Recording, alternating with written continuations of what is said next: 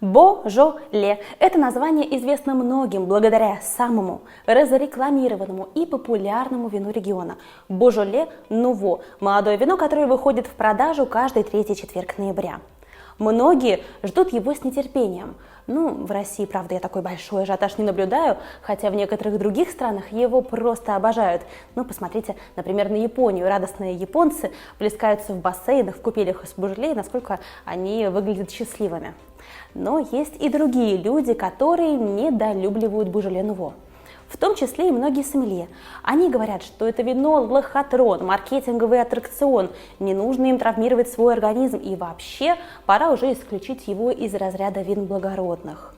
Но так было не всегда. И в этом видео мы с вами поговорим о том, что же за зверь такой этот Божоле Нуво, кто и когда его придумал, зачем, какими отличительными особенностями он обладает. Попробуем, конечно, Божоле Нуво 2020 года, который выйдет в продажу в этот четверг, и решим, стоит ли вообще тратить на него деньги, покупать или не стоит. Поехали! Итак, Божоле – это регион, это область, которая входит в состав Бургундии и находится в самой южной ее части. Несмотря на близость к Бургундии, все-таки эта область сильно от нее отличается. Во-первых, климат немножко другой, здесь теплее, почвенный состав иной, тут царствуют гранитные почвы. И главное – это сорт винограда. На этой земле царствует гаме. Гаме нуар, ажу блан, то есть черный гаме с белым соком, это его официальное название. Здесь в почете 98-99% вин делаются именно из этого сорта винограда, и лишь маленький процентик 2 делают из белого шардонне. Но на нем мы не будем фокусироваться. Итак, в чем же проблема этого региона?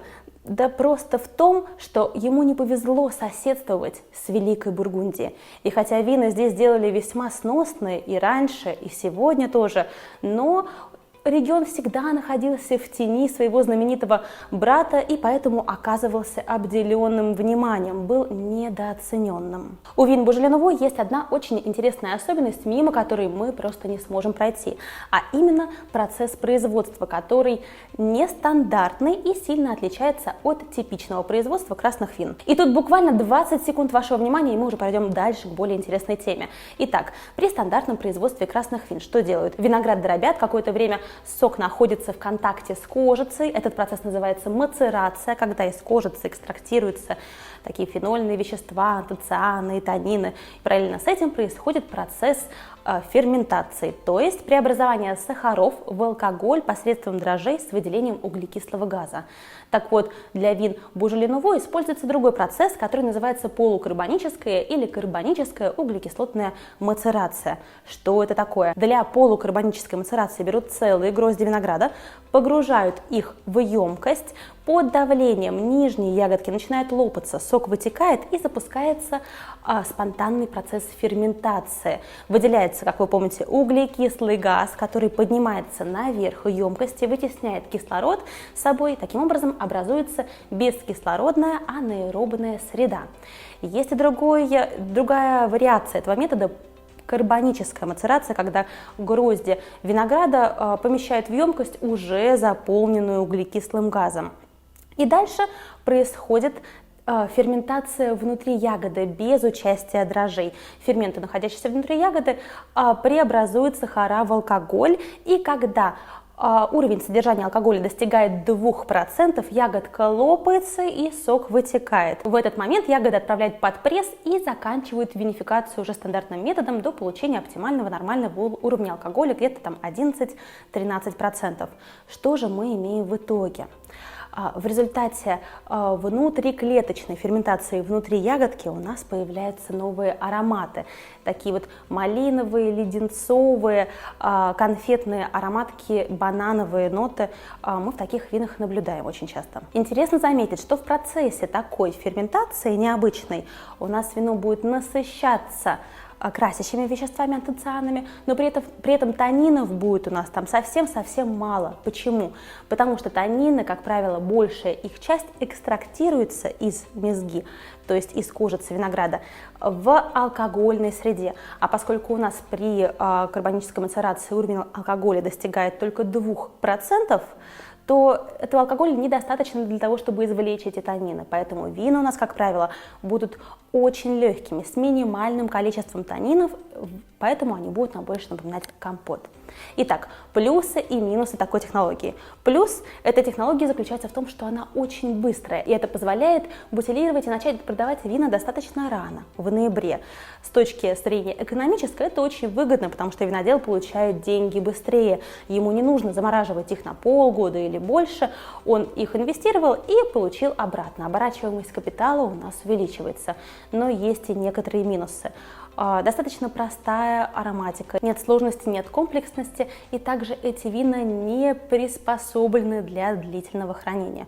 То есть пить их нужно как можно раньше, потому что всего через пару месяцев вино уже потеряет свою свежую фруктовую ароматику, ради которой его и стоит покупать и пробовать, и станет совершенно неинтересным, плоским, никому не нужным. Раньше основным рынком сбыта для вин Божоле был близлежащий город Лион, где эти вина разливали в небольшие бутылочки объемом 460 мл, так называемые pot-lyonnaise. Это означает леонская бутылка, леонский горшочек. Посмотрите на картинке, какое у него толстое донышко. Именно из-за этой такой формы необычной бутылки, именно из-за этой необычной формы бутылку прозвали gros cul, что означает большая толстая задница, буквально. Вина, как правило, продавали в барах, продавали их метрами. В 1 метр помещалось 12 бутылок, а 13-ю давали в подарок. И эта традиция прожила до Второй мировой войны, потому что в это время немцы ввели повышенный налог на французские вина.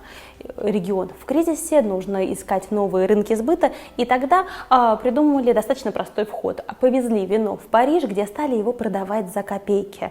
Но в послевоенное время экономическая ситуация еще не успела восстановиться, поэтому парижане, в общем, благосклонно приняли это такое дешевое вино. И, вероятно, именно в это время был придуман лозунг «Le Beaujolais Nouveau est arrivé», что означает «вино Beaujolais Nouveau прибыло». Интересно, что в 1951 году был принят новый закон, запрещающий продавать вина защищенного наименования по происхождению раньше 15 декабря. И виноградарям, виноделам из региона Божоле это не понравилось, потому что это шло против всех традиций региона. Они подняли бунт и потребовали, чтобы для их региона сделали исключение. Их просьбу удовлетворили, и именно с этого времени, с этого года считается, скажем, официальное появление вин Beaujolais Nouveau, которое было декларировано в законе. Но всемирная известность этому вину пришла в 70-е годы благодаря французскому виноделу, имя которого Жорж де Беф. Он приложил огромное количество усилий для популяризации этого вина во всем мире.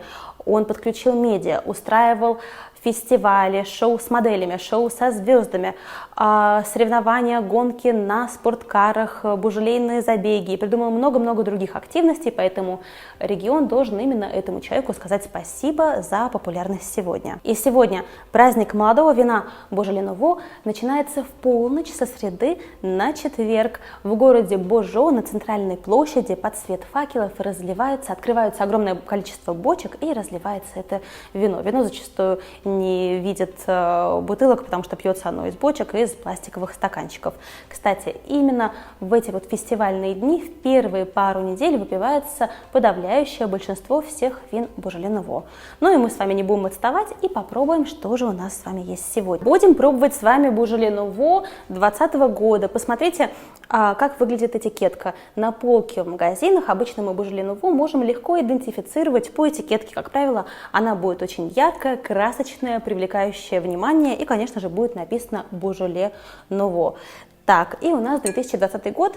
Этот год был очень и очень хорошим для всего региона Божоле. И хотя, когда мы говорим о Beaujolais Nouveau, мы особо не уделяем внимания самому году урожая, поскольку вино слишком простое, ягода обычно для этого вина используется низкого качества, поэтому какой там был винтаж не так уж и важно.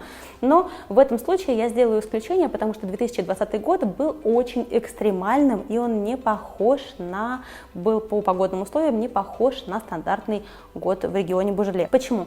Потому что была очень мягкая зима, не было весенних заморозков, которые обычно бывают, которых так сильно боится наш сорт винограда Гаме.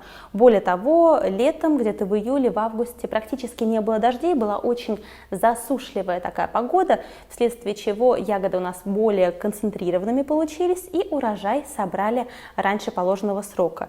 И сделали вино и бутилировали его тоже раньше срока на 2 недели, по-моему, поэтому бутылочка, которая у меня сейчас есть в руках, она уже месяц или даже больше находится в бутылке, поэтому, внимание, оно уже месяц выдерживалось в бутылке, долго его выдерживать не стоит, в принципе его выдерживать не стоит. Как только вы его купили, сразу его и пейте, не ждите даже до Нового года. Почему? Потому что яркая фруктовая ароматика приятная, ради которой стоит это вино попробовать, она через несколько месяцев начнет увядать, и вино у нас уже будет неинтересным. И здесь важно сказать, что очень часто недобросовестные магазины в этот период фестивальной Божеле Нуво выставляют на полки магазинов непроданные остатки прошлых лет. Поэтому, внимание, когда вы покупаете Божеле Нуво, убедитесь, что вы покупаете вино урожая текущего года, в нашем случае это 2020. Если вы вдруг увидели 19 или 18 год, то не берите ни в коем случае. Это, конечно, очень плохой знак. В бокале смотрим.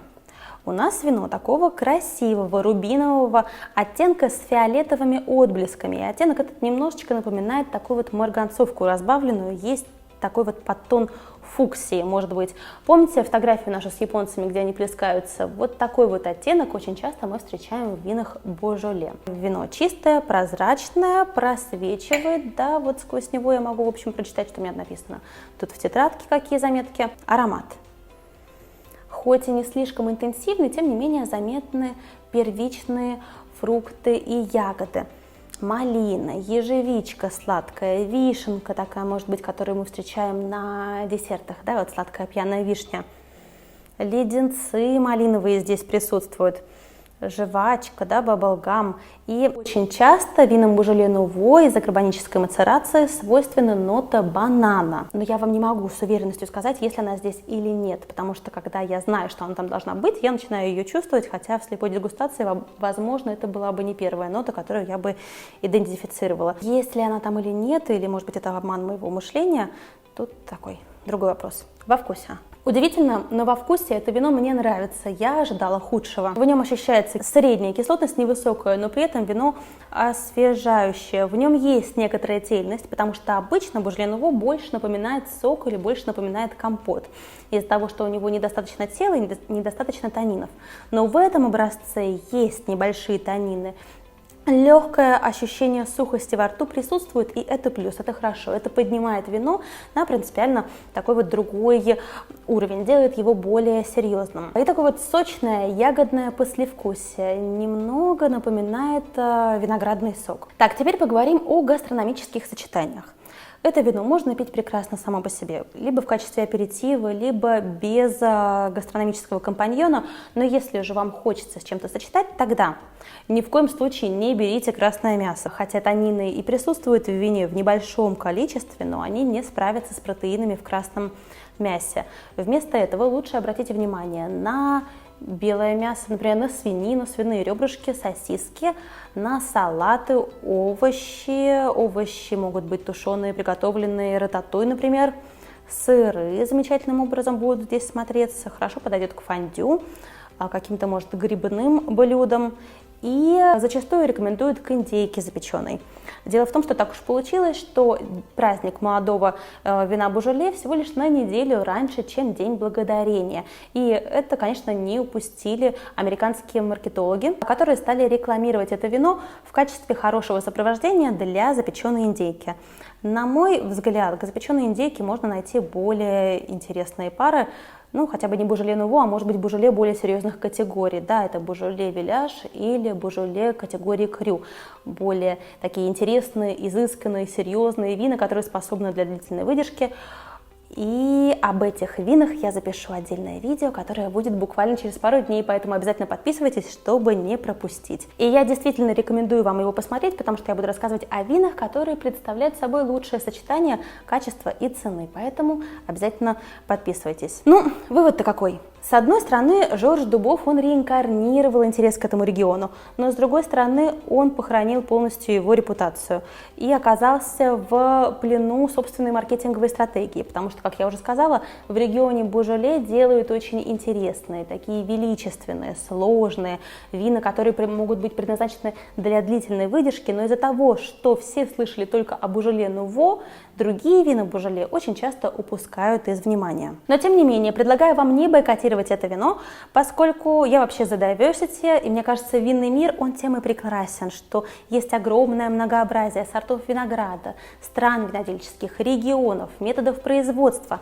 Поэтому я рекомендую вам это вино попробовать, чтобы знать, о чем идет речь. 2020 год, мне кажется, очень интересный для Божоле, и даже вот это вот самое простое деревенское вино Божоле Нуво, на мой взгляд, вполне себе интересное.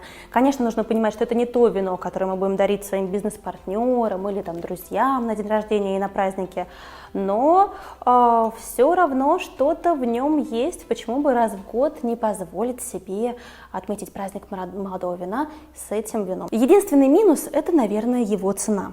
Одно дело во Франции заплатить там 3-5 евро за бутылку Божоле Нуво, но в России это вино продается за 600-800 рублей за бутылку, и в этом ценовом диапазоне есть гораздо более интересные, качественные и серьезные вина. Все-таки, может, мы не так сильно любим Божоле, как те же самые японцы, которые готовы платить 25 и больше евро за бутылку Божоле Нуво. Чао-чао, пока-пока. Кстати, совсем забыла вам рассказать, что производство молодых вин не является исключительной прерогативой Божоле. Во Франции молодые вина делают также в долине Луары, немножко в Кот-д'Ороне и в Лангедоке. В Италии молодые вина известны как Новелло. Они делаются, например, в регионе Венето и выпускаются на рынок даже раньше, чем Божоле. А в Америке, когда местные виноделы посмотрели на успех французских Божоле Нуво, они тоже решили делать самостоятельно молодые вина, чтобы немножечко этот рынок популярный захватить. Вот так. Теперь уж точно пока-пока. Все, сказала.